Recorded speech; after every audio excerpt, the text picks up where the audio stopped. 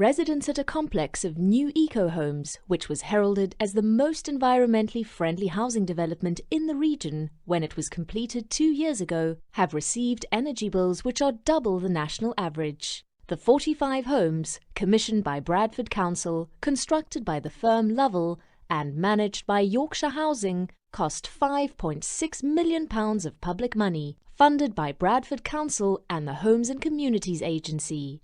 They were built to the highest specifications of the government's Code for Sustainable Homes and incorporated a range of eco-friendly features, including super insulation, solar panels, biomass boilers, and heat recycling systems, which led the residents to believe that their bills would be considerably lower than the usual. Instead, they were sent bills of over £900 per quarter. Resident James Farmer describes his experiences. We weren't actually told that our bills would be lower. But with all this fancy eco stuff like solar panels and heat exhaust systems, you come to expect it. We couldn't believe it when we got a bill for £1.5 for half a year. That's almost double what we paid in our last place. We had to take a loan out to pay it. Everyone on the street is suffering. They want to move out. They can't keep on living here with that sort of expense. But the council won't find them another place. And of course, no one else wants to move in a hurry. A spokesman for the construction company Lovell admits that the supposedly eco-friendly devices haven't been working as well as they should be. The heating in the majority of these properties is provided by electric air source heat pump boilers. These have the potential to be more efficient than conventional boilers and have been used to great effect throughout Europe. It would appear that there have been a number of problems with the boilers in Pavilion Gardens, and the manufacturers have been called out on a number of occasions to rectify the problems. Bradford Council's Assistant Director of Housing had this to say.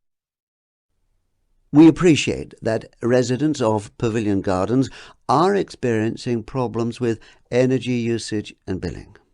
We appreciate that this is a serious problem, and we are working with the building contractor, the energy company, and managing agents to find a solution.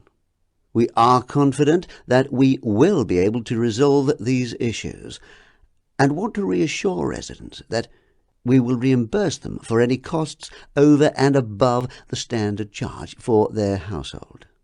We will also do our best to ensure that residents' electricity bills are lower in future.